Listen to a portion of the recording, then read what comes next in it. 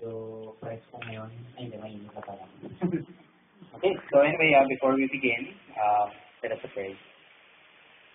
Father in heaven, we thank you for this day that you provided. Another day of praise and worship, and of course, another day of spending time with your word and meditating on it as well. We thank you, Father, for we know that once again, the Holy Spirit will be with us today, giving us the understanding and the knowledge that we need so that we may fully understand and know your living word. Thank you, Father, for we know that you are also there for us so that we always have the words to say with regards to speaking your living word.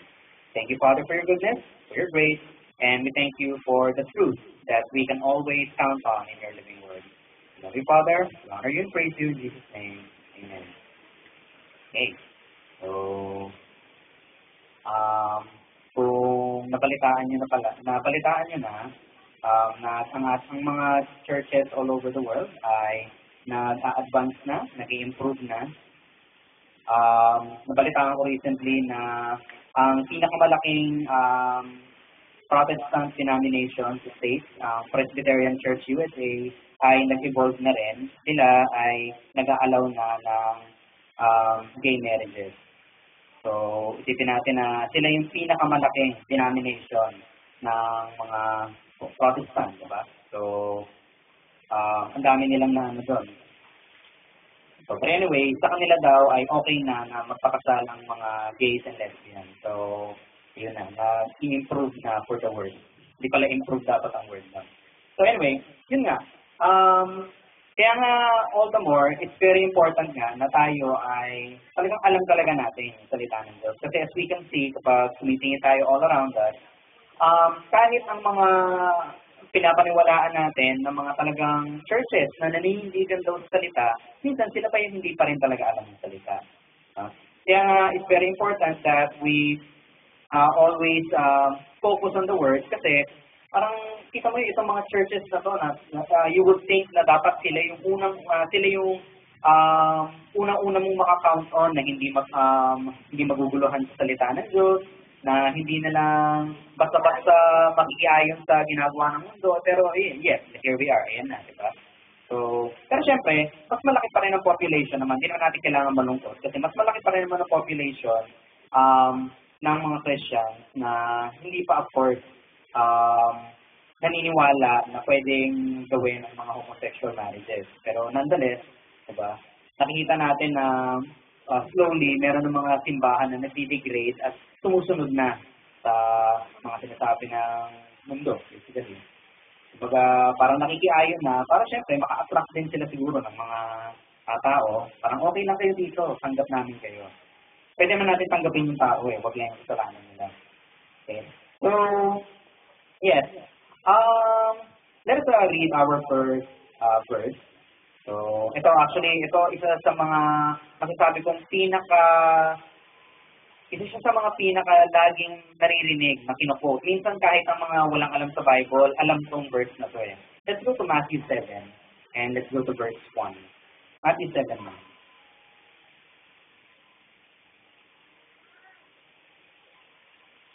Okay, let us declare the word. Do not judge others, and you will not be judged. So, siguro naman, mag-agree kayo, diba, na siguro narinig nyo na to. Parang ang labo na hindi mo pa maririnig sa'yo. Parang pwede mo marinig itong exact verse na to or some other variation of sentence na basically parang, people of course should not judge. Diba, kung pamansin natin, ginagamit din to ng mga unbelievers. Tututusin, ito yung naalala kong verse na nabasa ko yung news about dun sa Presbyterian Church USA. Ito yung naalala kong verse kasi kung tutuusin, ito rin yung madalas na ginagamit ng mga non-believers na kanyari sabihin natin na, uy, parang hindi masama yata yung ginagawa na yan. Diba? Madalas na maririnig mo dyan, uy, wag mo ginajudge ang mga tao, makasalanan ka din. Diba? Pero ang tanong, ang sinusuro ba talaga ng Bible na we should of course not judge? Tandaan natin na we have to understand first ano yung exactly na ibig sabihin dito ng word na judging. Diba? Unang-una nga, ginagamit nga ito ng mga unbelievers. Pero kailangan nating intindihin na kapag sinabi nila sa atin na, okay, kahit tayo, pag sinabi natin sa iba, hoy, dapat ikaw hindi ka nag-judge. Tandaan mo na nag-judge ka na ng tao na yun. Diba? Paikot na yun eh. Kasi ginajudge mo na dapat siya hindi nagja-judge. So, dapat hindi mo inuhugasan na hindi ka humuhusga, di ba? So, pero pag sinabi mo yun, ikaw na mismo, nasuhusga ka na rin, di ba? Judge ka na ng tao. Kaya nga, masabi natin na merong misunderstanding sa word na to. Diba? So, itong sa verse na to, lagi nilang misunderstood yan. Kasi nga, ginagamit ng mga unbelievers, nasanay na, eventually, nagbabago na yung meaning. Parang madalas nangyayari yung ganun eh. Pag ginagamit na ginagamit, eventually, nagbabago na yung ano. Parang dati, ang salitang gay ay ibig sabihin masaya ka. Ngayon, pag sinabi, you're gay, magagalit ka sigurado. Diba? So, pero dati, okay lang yun. Parang, you're gay. Yes, I know. You're gay too. Diba? Okay lang yun. Diba? Ibig sabihin ng gay, happy eh. Ngayon, yun na yung secondary na lang ng mga meaning nyo kahit sa mga dictionary ngayon. Pag sinabi kang gay, baka magkaroon ng away. Parang, you're gay. You're very gay. Diba? So, yun nga, nagbabago kasi yung So, ito rin, of course, hindi na So, ito yung isang example din ng verse. So, dahil wala namang talagang proper leading of the Holy Spirit, hindi na naiintindihan. Eventually, nagbago na yung meaning. Sabi daw, huwag ka mag-judge ng mga tao. First of all, intindihin natin yung how is judgment done according to sinasabi ng Bible. Merong merong dalawang mini-mention na primary judges. Iisip natin, isa lang naman ang supreme judge. Pero intindihin muna natin kung ano yung sinasabi ng Bible. First, let's go to Psalm 9. And then let's go to verses 7 to 8. So, babasa tayo ng 2 verses sa Old Testament. Let's go to Psalm 9, verse 7 to 8. Let us declare. But the Lord reigns forever, executing judgment from His throne. He will judge the world with justice and rule the nation with fairness. So, of course, diba? Ito, ang nagsulat nito, I believe, is si David. Karamihan naman na nasa Psalms ay si David na nagsulat. And, ayun nga, kapag sinasabi niya na, that the Lord, of course, He will judge the world with justice and rule the nation with fairness. So, alam naman natin yun na, of course, our Lord, diba? Our Heavenly Father is yung talagang supreme judge of the earth. It's supported also if you go to Isaiah. Let's go to Isaiah 33:22. Okay, let us declare it. For the Lord is our judge, our lawgiver, and our king. He will care for us and save us. Napakagandang verse. So, yes, sinasabi dito talaga na our Heavenly Father, ating Ama sa langit, ay siya talaga yung supreme na judge, ang ating hukom. Diba? So, He is our judge. Pero, pag binasa naman natin ang New Testament, iba na yung sinasabi ng New Testament. Na unang-una, parang hindi naman siya contradiction. Explained naman siya. Pero nonetheless, iba na yung sinasabi. For instance, let's go to John 5. Let's go to John 5 and let's go to verse 22. Okay, so John 5, verse 22, let us declare. In addition, the Father judges no one. Instead, He has given the Son absolute authority to judge. And let's also go to Acts. Patayin din natin ang Acts 17:31. Okay. For He has set a day for judging the world with justice by the man He has appointed. And He proves to everyone who this is by raising Him from the dead. So sa Acts, in-emphasize lang, di ba, na yung meron ng in-appoint daw first ang ating Ama sa langit na for supreme judge. Iba na daw ang supreme judge. Tapos, ano na yung patunay na siya yung judge? Ayun nga. If you prove to everyone who this is by raising Him from the dead. So, si Jesus na. Yung anak na. Diba? God the Son na. Naging supreme judge over all. Bakit naging ganun? Kasi nga, tandaan natin na merong, of course, dalawang covenant para sa mga anak ng Diyos. Diba? Yung binasa natin kanina dun sa Psalms at saka dun din sa Isaiah, yun yung Old Covenant. Sa Old Covenant, ang ating, of course, Ama sa langit, of course, God the Father, siya ang supreme judge over all the earth. Pero, nang na-fulfill na ang new covenant through our Lord Jesus Christ, siya na yung naging bagong supreme judge. So, yun nga. Kaya nga matapapansin din natin dahil nagkaroon na ng transferring ng judge, pati yung way of judgment, iba na. Diba? Kumbaga, yung mga laws na kailangan sinusunod nila dati sa Old Covenant, hindi na natin kailangan sundin yun. May natutunan tayo sa mga principles nila. Ginagamit natin yung mga principles nun to live, of course, a righteous life. But, hindi natin kailangan mag-worry na kapag hindi natin sinunod sa automatic, sorry, hindi ka na safe. Automatic may babagsak sa'yo na kalamidad. Hindi na nangyayari yun. Kasi, of course, under the new covenant, diba, through Jesus, iba na eh. Talagang we are, of course, saved by grace. And hindi natin kailangang gumawa ng kung ano-ano pa para we can assure our salvation. Diba? So, iba na of course ang ating judge ngayon. Now, going back dun sa issue of judging so hindi pa rin natin nakasagot yung question, di ba? So, sinasabi po talaga ng Bible that we should not judge.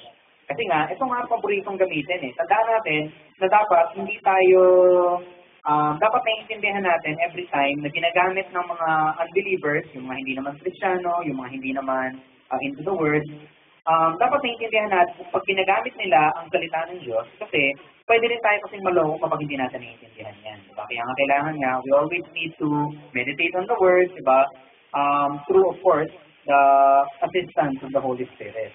Diba? The knowledge of the Holy Spirit, bibigay sa atin yung, of course, true meaning. Kung ano talaga yung truth na nandiyan sa salita ng Diyos. And hindi tayo matutokso kapag kahit na gamitin nila yung mga Bible verses na yan. Diba? Tandaan natin na kahit si Satan ay alam yung word. Ginamit niya nga yun na sinetempt niya si Jesus. Diba?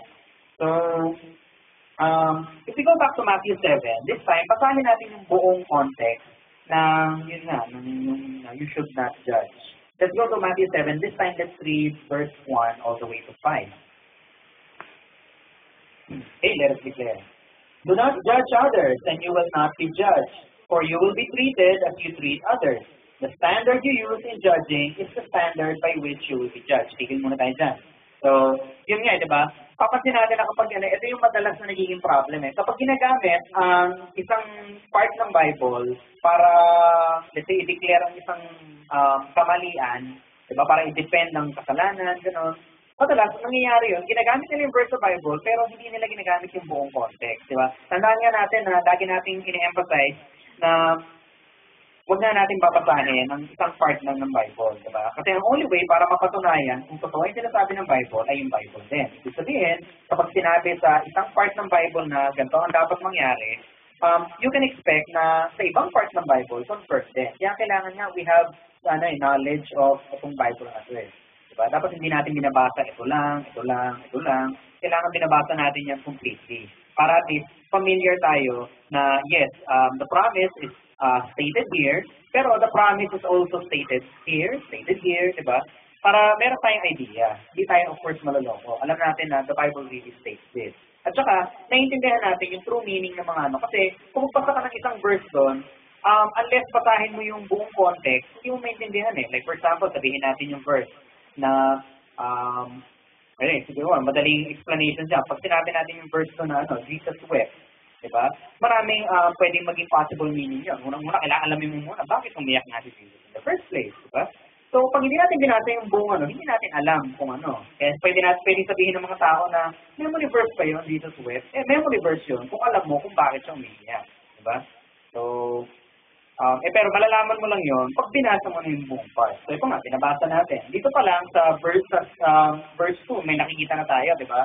Sabi dyan, the standard you use in judging is the standard by which you will be judged. So, basahin pa natin onwards. Let's go to 3 all the way to 5. Okay, and why worry about a speck in your friend's eye when you have a log in your own? How can you think of saying to your friend, let me help you get rid of that speck in your eye, when you can't see past the log in your own eye? Hypocrite, first get rid of the log in your own eye, then you will see well enough to deal with the speck in your friend's eye.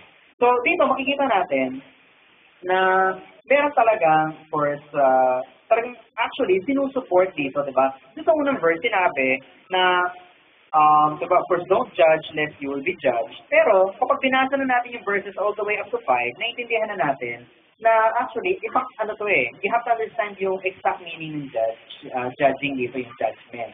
Yung pag-judge na sinasabi dito, ito yung masasabi natin na discernment. Yung discernment yung pagkilala, gano'n. So, kinikilala mo yung situation. Yung according to dictionary na internet, meron pa silang mga malalalim na ibang translation. Ang discernment daw ay pagdidili-dili. Ang unang pumasok sa isip ko, diba yun yung maliit na isda? Masarap yun eh. Okay, pag pinarito. So, okay, so, kaya hindi ko ginamit yun. Pagkilala yung isang parang discernment. Kung kailangan, alamin mo muna kung ano yung nangyayari. In other words, ano yung sinasabi natin dito? The Bible actually supports na we really have to judge. Pero, yung pag-judge natin is not by our own judgment. Kasi sinasabi nga dito, di ba, if you don't recognize yung sarili mong kasalanan, paano mo i-recognize ang kasalanan ng ibang tao? First, you have to recognize and deal with yung sarili mong kasalanan bago mo, of course, ma-i-impart sa iba na sinasabi ng Bible ganito or ganyan. In other words, kaya tayo tumigil kanina dun sa verse 2, balik nga tayo dun sa Matthew 7:2. So, sabi dyan, for you will be treated as you treat others. The standard you use in judging is the standard by which you will be judged. So, expect nga talaga na, sinusupport mo nga actually dito na the standard you use in judging is the standard by which you will be judged. Diba? So, ibig sabihin, when we of course point out yung mga kasalanan ng iba, hindi natin yung pinapoint out na talagang hinuan lang talaga natin sila, kinikriticize natin sila. Ang pagpo-point out niyan ay sasabihin mo talaga kung ano yung standard na bakit mo sinasabi sa kanila to. We actually have to tell people na mali ang ginagawa nila. So, hindi ito yung judging according to how the world defines it, diba? So, ayun, yun naman again, meron namang salita na iba ang definition ng Bible, iba din ang definition ng tao. Diba? Parang yung prosperity, yung meaning, ang dami ng mga salita na corrupted na. Parang, ano ba naman itong mundo to, diba? Okay, so, yun nga. Sabi nga dyan, we have to, of course, have yung standard of judgment, which is, of course, it's happen, ang standard na yun is, of course, the living word. Diba? So, we really have to point out talaga na, kunyari, mali. Diba? Hindi nila, huwag natin tayong magiging concern kapag sinabi nila na, uy, di ba sinabi ng Bible na dapat hindi mo dinidjudge ang mga tao? Hindi naman eh. Ibig sabihin yan, ang judging na sinasabi mo ay yun yung discerning. Kinikilala mo na mali yung ginagawa niya, not according to sarili mong standard, but according to the standard of the word. At syempre yung standard natin, di ba? So, in other words, it really is important. Kailangan pina-point out natin to. Kasi the Bible actually supports na i-point out mo ang kamalian ng kapatid mo.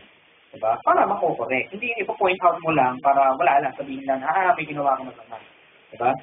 So, sa believers, merong similar na problem pagdating dito sa judging. And yun, doon din siya umiikot eh. Hindi naiintindihan talaga ano ba talaga sinabi ng Bible.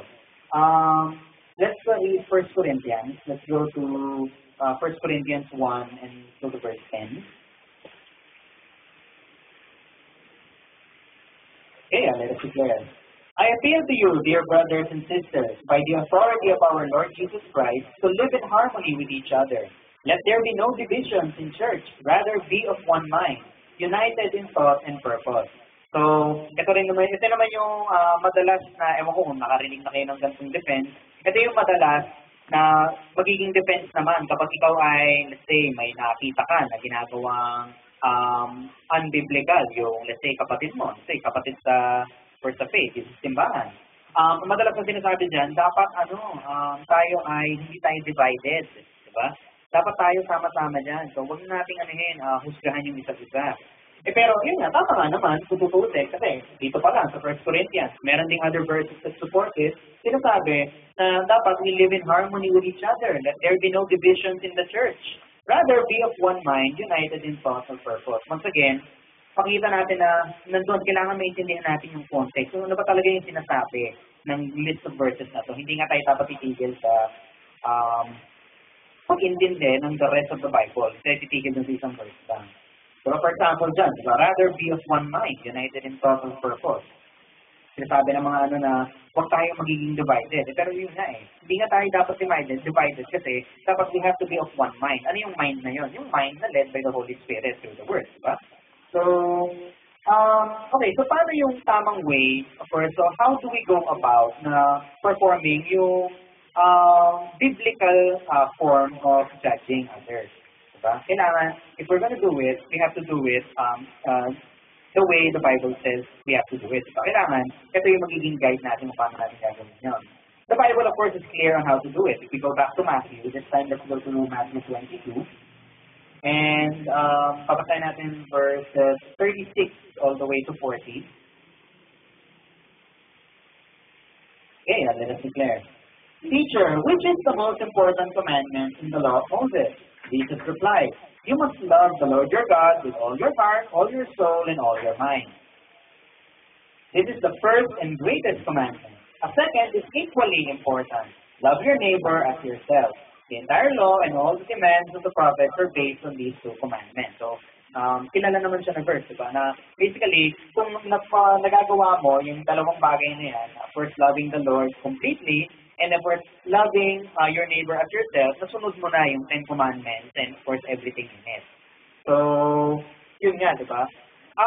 Bakit natin binasa to? Kasi we have to realize na it is actually essential na i-judge natin ang ibang tao. So, katulad nga na sinabi natin, hindi lang to yung basta-basta paghuhusga na paghuhusgang makamundo. Ito yung judging na alam natin na, of course, we are also capable of the same sin. Diba? Dahil ina-acknowledge natin yun, at the same time, we acknowledge naman na we are saved because of yung forgiveness na binigay sa atin ng ating Ama sa Langit. We can, of course, tell others na, uy, mali yan yung ginagawa mo. Diba? Kasi tingnan mo, sinabi nga dito, diba, na equally important na parang equal daw sa pagmamahal natin ng lubusan sa ating Ama sa Langit ay yung loving your neighbor as yourself. Kasi minamahal mo talaga sila kung paano mo mahalin ang sarili mo. So, ibig sabihin, paano inaano yung pagmamahal na yon? Yung pagmamahal na yon ay hindi ibig sabihin kapag may nakita kang masama, sabihin mo na lang na, bayaan mo na, matututo din naman yan sooner or later. Hindi.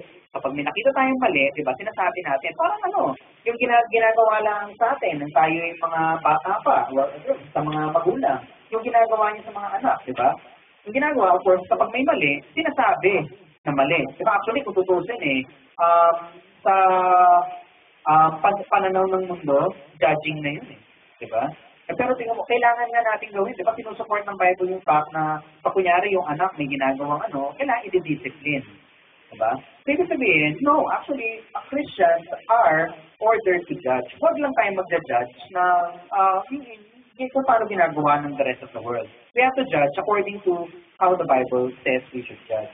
Kasi nga, by judging others, talagang dito natin pinapakita ang pagmamahal natin sa kanila. Kasi ang pagmamahal natin sa iba, hindi ibig sabihin, hinahayaan natin silang makain at ma-destroy ng sarili nilang kasalanan. Diba? Pagmamahal sa tao, sa ibang tao, ang ibig sabihin nun, pag may nakita kang mali sa kanila, sabihin mo sa kanila na mali yun. Kasi maaaring hindi nila alam na mali yun. Maaaring lumaki sila na natutunan nila na okay lang naman to kasi ginagawa din naman to ng mga ibang tao sa mundo. Diba? So, baka natutunan nila na wala namang mali yan or baka siguro mas matindi. Iniisip nila na hindi naman kasalanan talaga yun. Wala naman talaga sa Bible. Diba? So, parang lang yan dati, nang nagsisimula ng sumikat, na ito nababasa ko pa sa mga luma na Reader's Digest, na nagsisimula ng sumikat ang paggamit ng cigarette, ng Yossi, okay? Na nagsisimula ng sumikat ng smoking, talagang, sinusupport siya na kahit na yung ibang mga medical doctors, hindi nila sinasabi na it's actually wrong.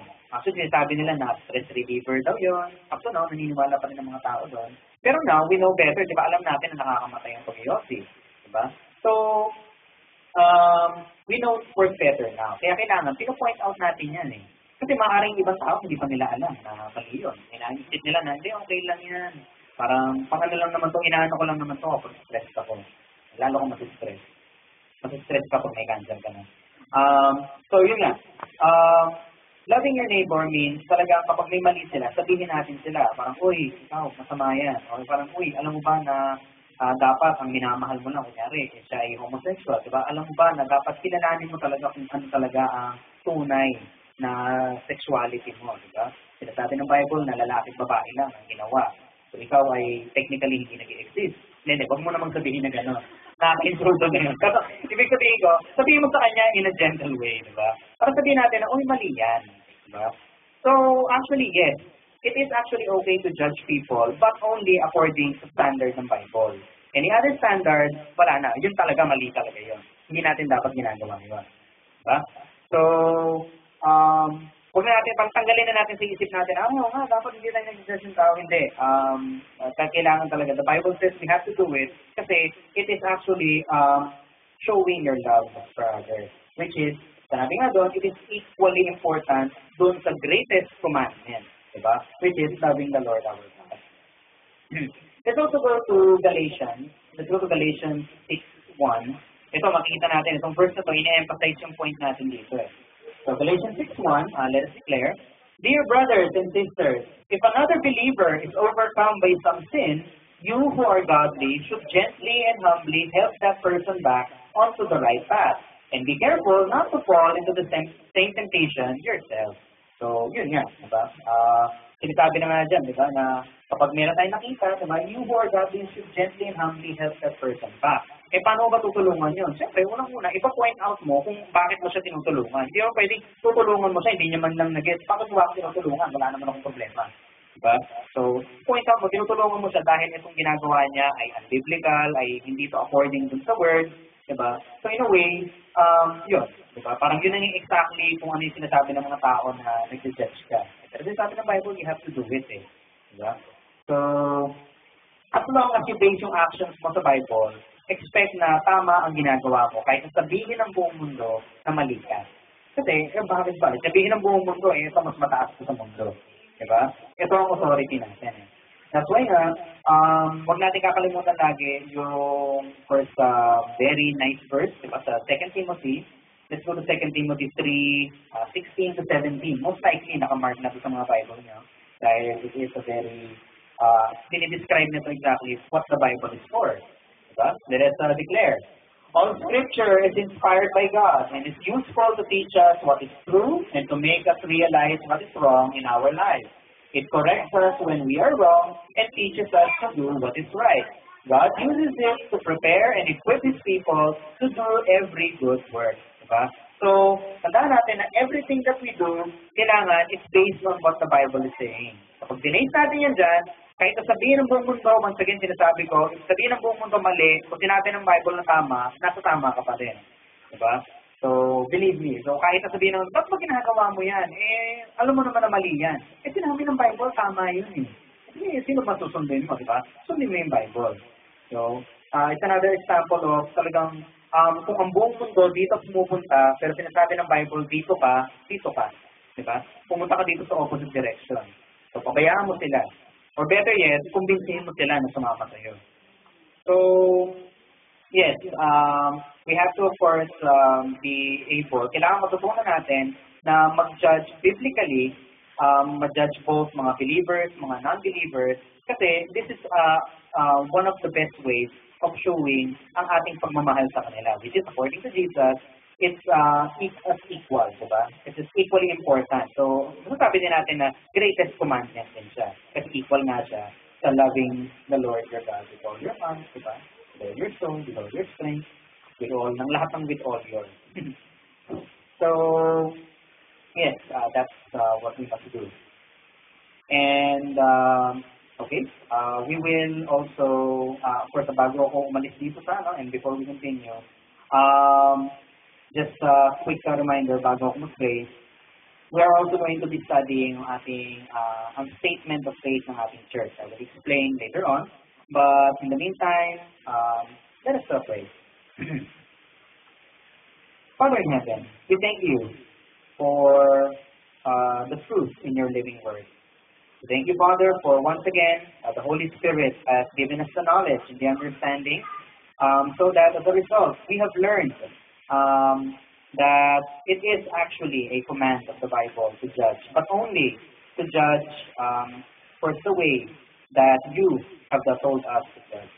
So we thank you, Father, for even though this is, of course, one of the commands of the Bible, we thank you for it is also written that you are the supreme judge of all of us.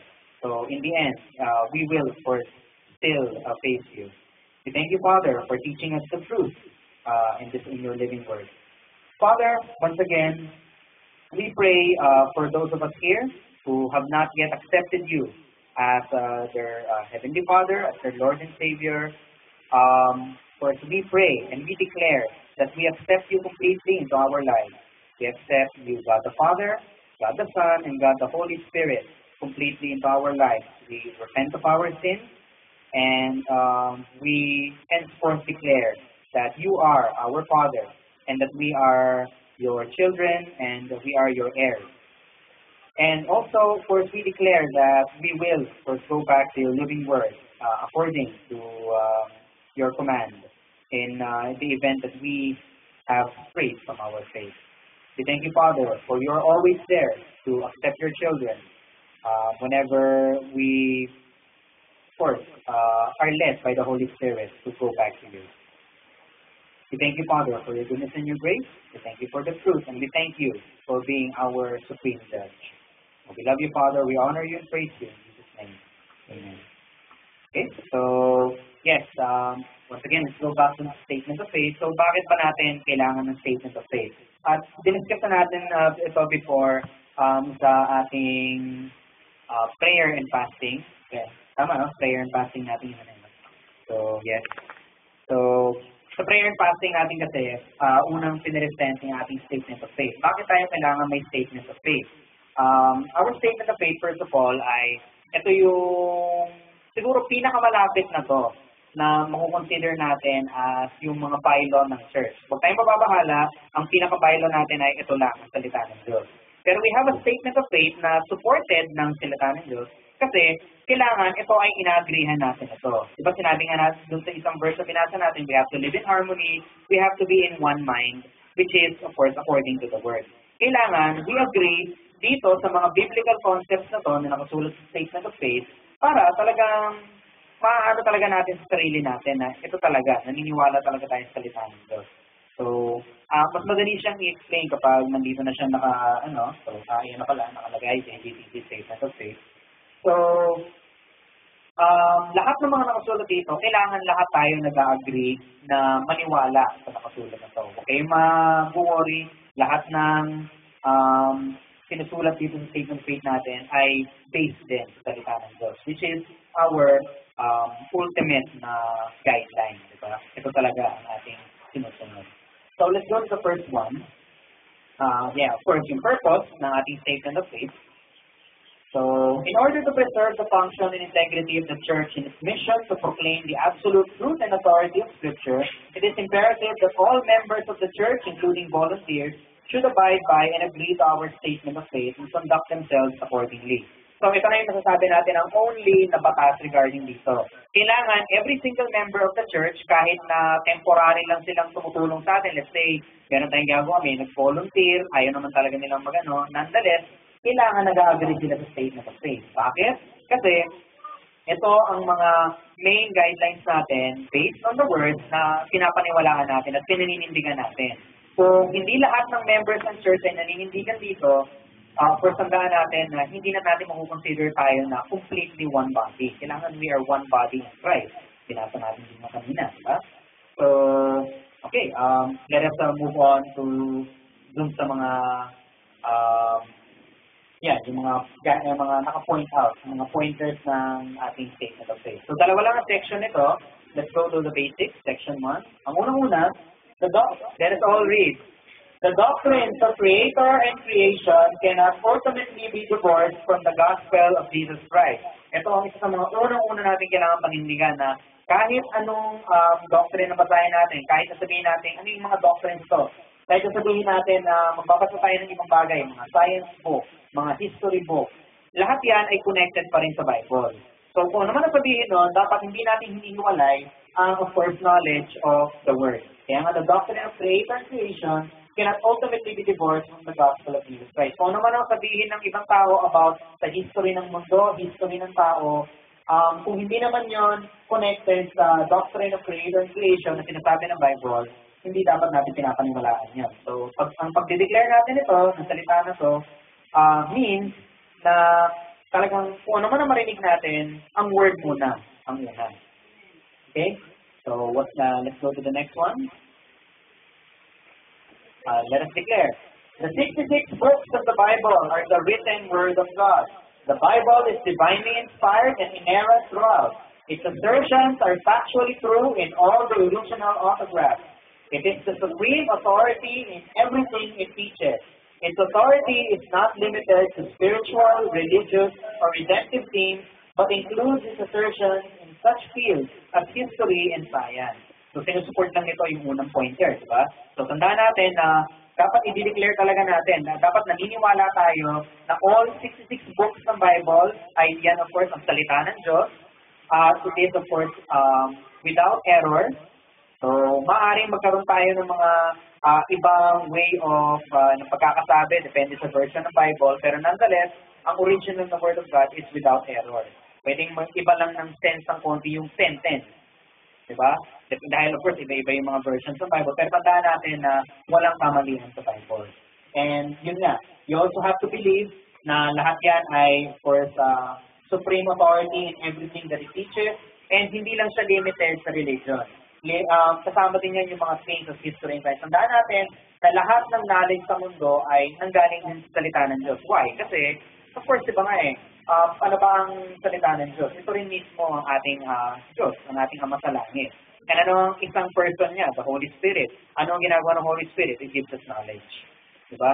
So, lahat ng kaalaman ay nandito sa Bible. Therefore, hindi natin pwedeng ihiwalay ang science sa Bible. So, makita natin sa mundo ngayon na hiwalay ang religion, hiwalay ang science, hiwalay ang history. Pero, tayo as members of the church, kailangan naninindigan tayo na iisa lang lahat yon. Connected ang Bible sa history, sa science, kung ano man subject ang maiisip nyo.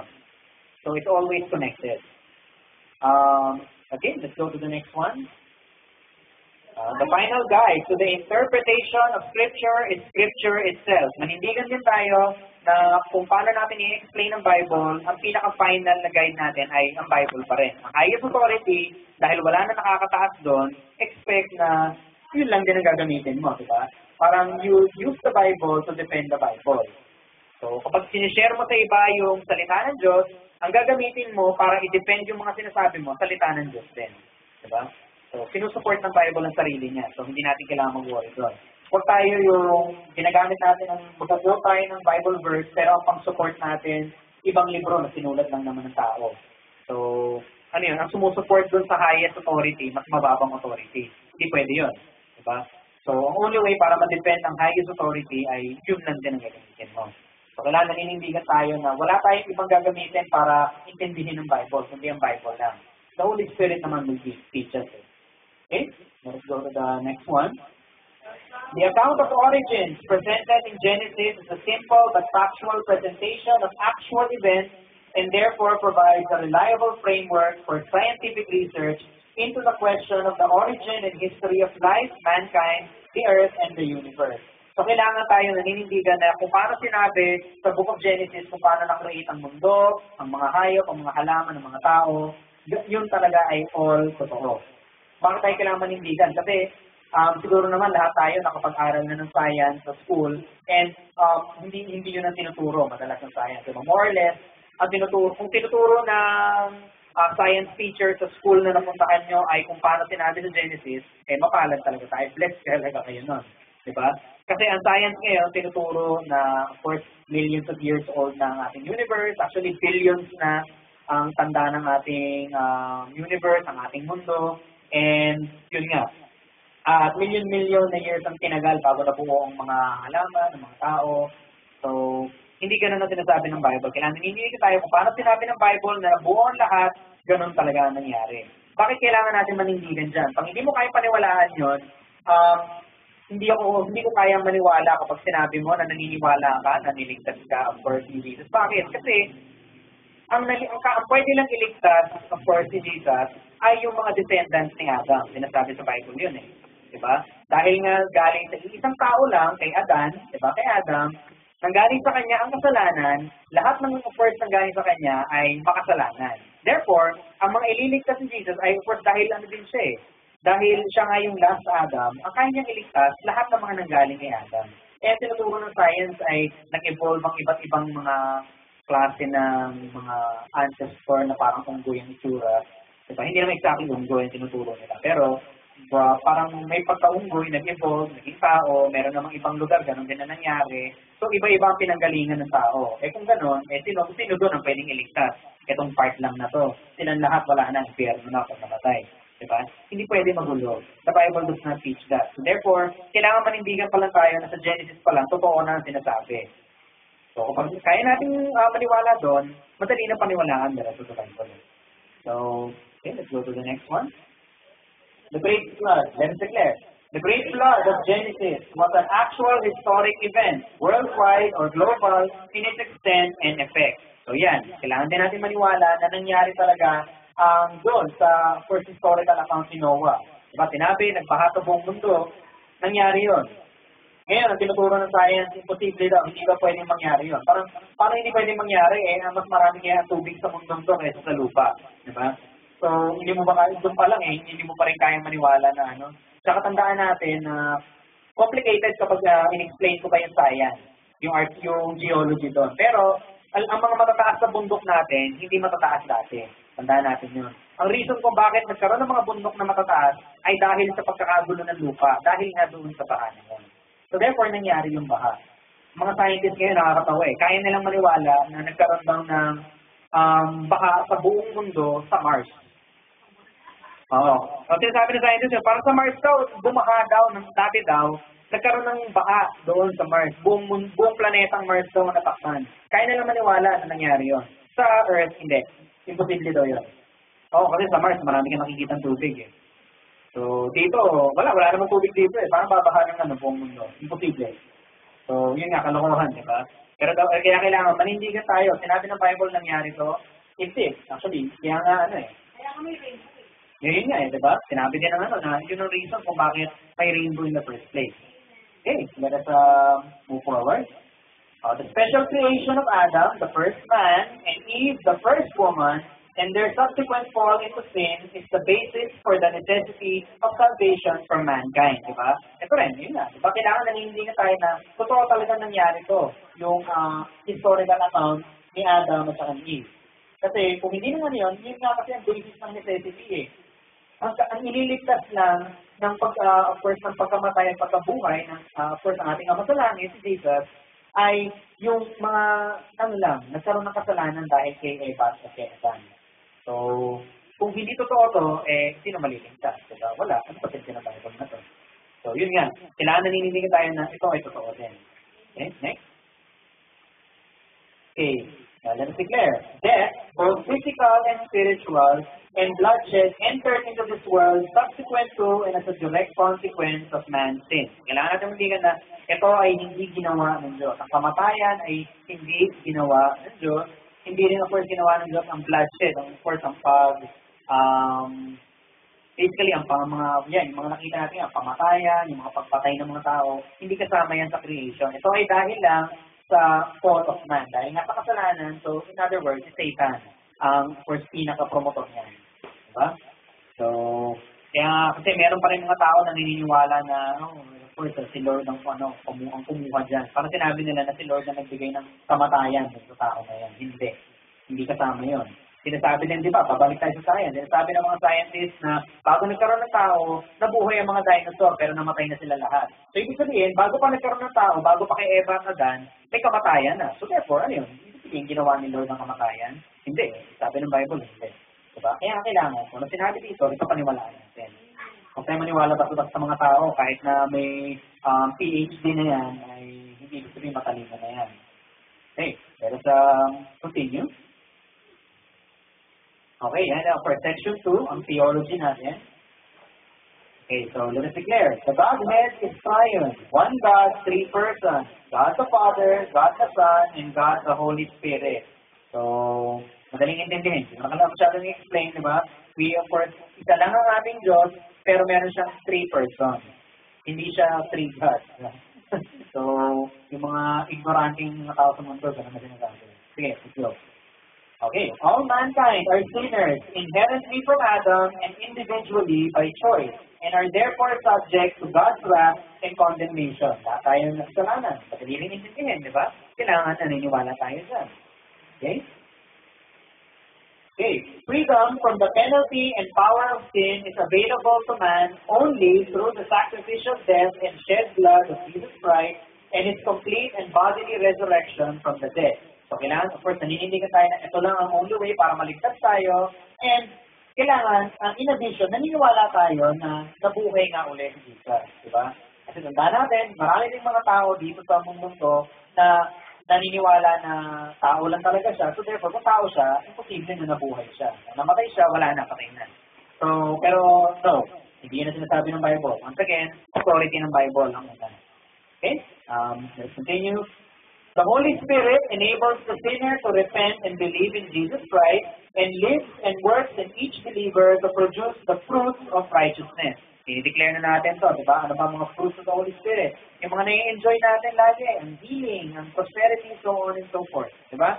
So, kailangan, we have to first believe na ito ay ang mga nagagawa ng Holy Spirit.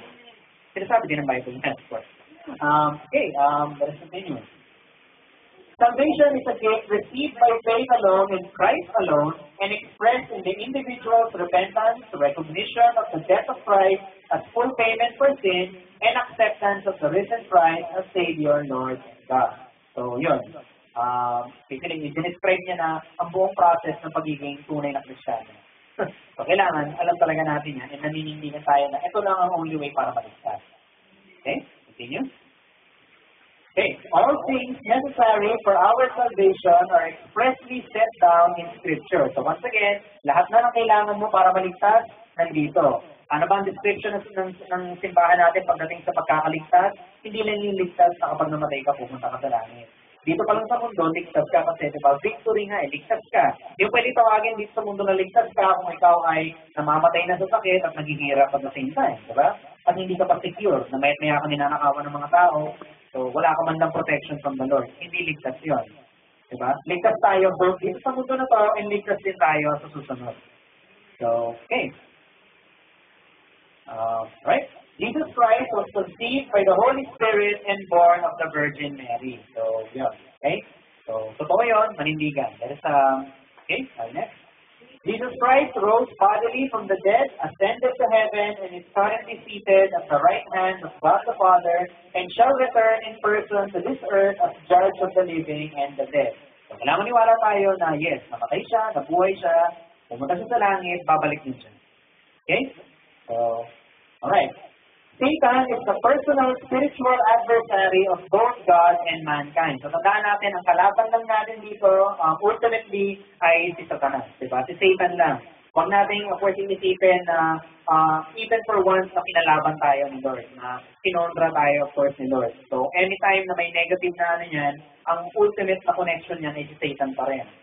Kaya sinasabi kong ultimate kasi maaaring sabihin mo na, ay, may ginawa sa akin si ganito. Si ganito ganyan, yung kapitbahay ko, ganyan. Kaya sino yung nag-influence sa kapitbahay mo? Si Satan pa rin yan. Diba? So, si Satan ang ating kaaway. Huwag natin isipin for once na binigyan tayo ng ating ama sa langit ng something na masama or something na si Satan talaga ang ginawa. Okay? Alright, let's declare. Those who do not believe in Christ are subject to everlasting conscious punishment, but believers enjoy eternal life with God. So yan, hindi ka tayo na kapag hindi natin, of course, tinanggap ang ating ama sa langit, expect na merong punishment in the end. Diba? So, ang only way para maiwasan yun ay tanggapin natin siya. Dali-dali nga na requirements pag di pa natin magawa. So, but of course, yung tayo naman is na ano naman tayo dyan. Okay, let's declare.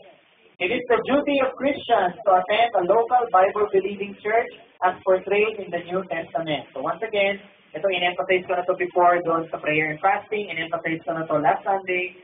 We have to emphasize it again. Pag sinasabi natin uma-attend sa church, hindi lang yung uma-attend for the sake na nandiyan yung katawan mo, pero yung isip mo naman ay somewhere far away. Diba? So, pag-attend meaning ay talagang nagpa-participate, diba? Kung merong message, we are listening. Kapag merong activity, we are participating, we are doing, we are working, diba? We are sharing yung talents natin. Ganun ang pag-attend. Kasi ganun talaga ang pag-attend ng church as portrayed in the New Testament. Pag binasa natin ang New Testament, ang mga simbahan talaga nila, lahat ng member ay active. Wala dong member na ang silbi lang ay tagapakinig. Diba? So, talagang tandaan natin na ang pakikinig ay isang duty na rin. And at the same time, lahat naman tayo binigyan ng talent that we can use for the church. So, let's use it. Diba? Huwag natin hayaang kalawangin yung mga talent na yan. And it is our duty, yes, to attend according to that. And nag-meet pa sila, hindi lang on Sunday. Diba? Hindi lang yung main service nila sila nag-meet. Nag-meet sila, so kapag meron tayong prayer meeting, Bible study, it is actually the duty of Christians na umattend din sa mga ganon. Kasi, kailangan nga, di ba nga do not, of course, forget, do not give up on meeting each other. Kasi, one body nga tayo Hindi pwede yung mga ibang parts ng katawan natin ay nasa ibang lugar, pero MWF ay kasama natin, di ba? Hindi tayo magpa-function ng matino nun. So, it is our duty as Christians to attend. Kapag may ginagawa ang church, whether it's on a Sunday or not, it is a duty. Declare natin to, panindigan natin to, dahil sinabi ba ng church? Hindi. Sabi ng Bible, yun ang talaga dapat. So, kakalabanin pa ba natin yun? High authority na. Okay, let us go to the next one. Is there a next one? Ay, sorry. Ito na nga pala ang huling-huli. It is the last kasi siya talaga kailangan in-emphasize natin. So, I hope na all of us agree completely and maninindigan sa ating statement of faith. So, ito ang lahat ng pinapaniwalaan or at least yung summarization ng pinapaniwalaan ng simbahan natin. And it is all completely based sa salita ng Diyos. So, okay, thank you for listening to that.